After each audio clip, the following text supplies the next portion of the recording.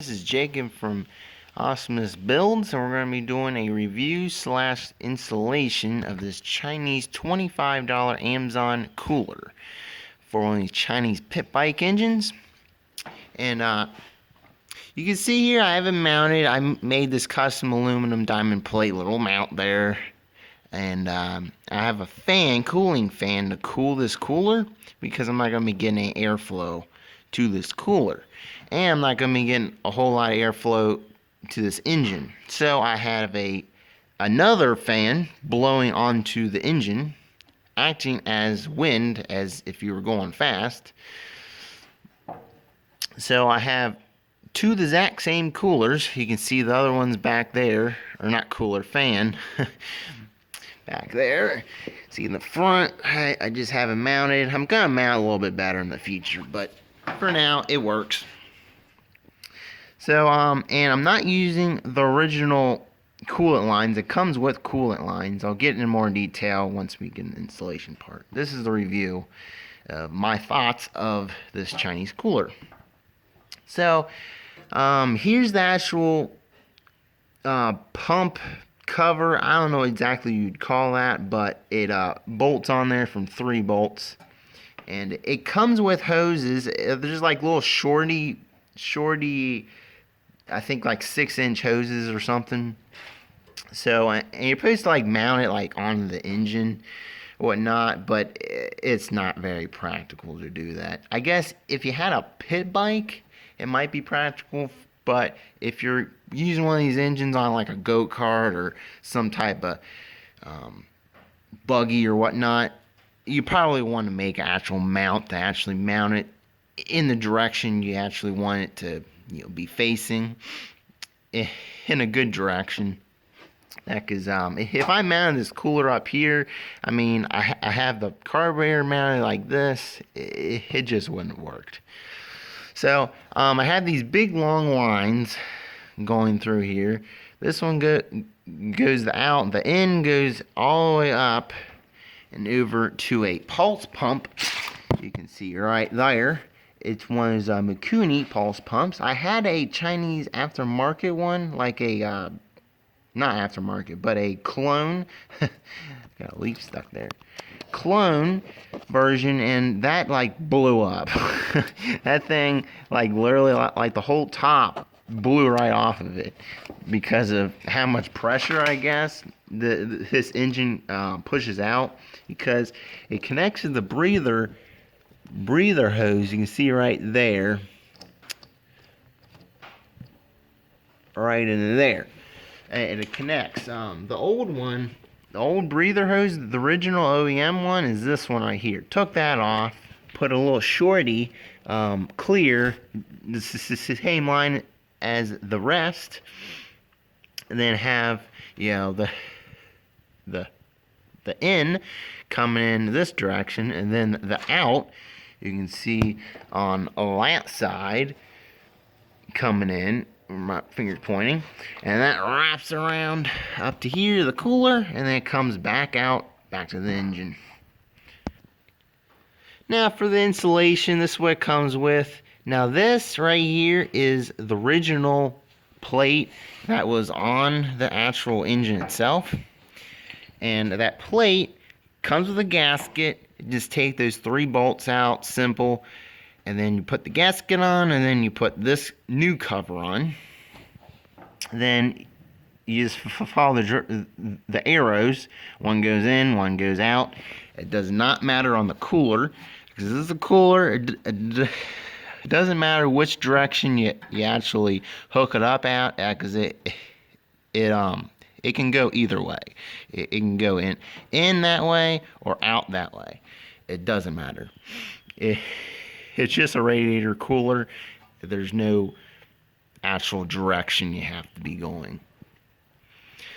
So it comes with hoses. They're shorties. You could use it for like a pit bike. Use those hoses. But yeah. And then it comes with these little aluminum mounts to actually mount to the engine. I'm not exactly sure how you do that. Don't go with directions. I didn't go that route. I went this rat right here with this aluminum diamond plate here, and then mount it like that. So that's totally aftermarket. You probably, if you're using the pit bike, it might work with the pit bike. I'm not sure how you mount it. I couldn't really figure that out originally with those mounts with a pit bike. But if you have a pit bike, you could probably figure out what they have going on with those mounts. So yeah, so I recommend using a pulse pump. A lot of people complain about these not having enough flow to them. So I just installed a pulse pump. I said that earlier with how that's routed out. It's pretty simple, straightforward. You just, this pulse pump is for like a generator, for like a small engine generator, for like a 14 horsepower, whatever that generator has. They usually use these pulse pumps, and they're easy, simple. They don't take electricity, and they work for oil too, because gas is practically oil. This oil's thicker, which they will work. I don't know how long. I'm still new at using this. So this is still fresh, so we'll see long term how long these pump will last. But if you want to last long term, I would get the OEM Mikuni, actual Mikuni branded OEM with the original, not the clone version of the Mikuni. Because the clone version, I used it. That was originally what I used, and it blew up. I mean, the whole cap came off. Oil went everywhere, and there's actually still a little bit of oil on there, on the engine from that. So I don't recommend using a cheapie pulse pump. But yeah, I mean, I have that pulse pump pumping this oil. It's sucking that oil all the way up and coming into that pulse pump, and then coming down, pushing it all the way through the radiator, pushing it back up into the input. So it works pretty good, because I actually watched it when when there was no oil in it. There was totally dry. I watched it pump it through it, and it pumped it pretty good. There's some pretty good circulation pumping. That pulse pumps. So, you can see here there's an air bubble from it sitting. It will drain a little bit and push it through, so there'll be a little air bubble. But once you start it, give it about a minute or so, and then it'll pump it back up.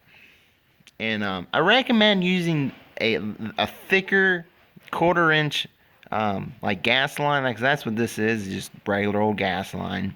But I wouldn't use the heavy duty thick stuff.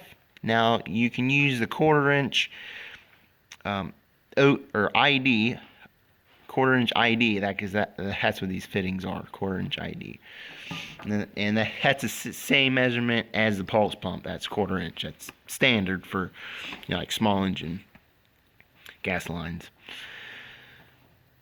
So this is thicker stuff. I'm using clear. I just happen to have a bunch of this clear around, and it's thicker material. It'll hold up to heat. Now, from when I'm testing this out, from when I tested this all out and see how hot this gets, it really doesn't get that hot, this oil, because it kind of cools off from having the line so long. The oil kind of cools off just from the lines itself. And then once it gets to the cooler, it even cools it even more down. So really, the only spot where it really got that hot is closer to the engine. Then once it kind of branches off, then it kind of gets cooler and cooler. And then it finally really gets cool once it actually gets to the cooler. So works pretty good. So far, so good. But yeah, like I said, I really recommend getting one of these fans. Now, this is a 125cc Lifan or Lifton. I forget what exact exact name is it, but it's one of the Chinese pit bike brands. And it has a built-in generator, alternator, if you want to call it. And I have a battery right in here. I just got one of those like Chinese 8TV pit bike type of batteries, 12-volt battery. So the alternator will generate the battery, or charge the battery. Alternator will generate power to juice the battery, and then the battery will juice the fans. And I haven't had really a whole lot of drain problem. It really does drain when you have two fans going, because the alternator is a smaller alternator for this engine. This engine does not have electric start. This is just like your basic alternator for running lights and stuff. But it does drain the battery more down with these two fans, because these do have a lot of juice. These are high velocity fans. And I'll also have a link to these fans and this cooler on my YouTube description. So I think that pretty much sums it up. Installation's pretty,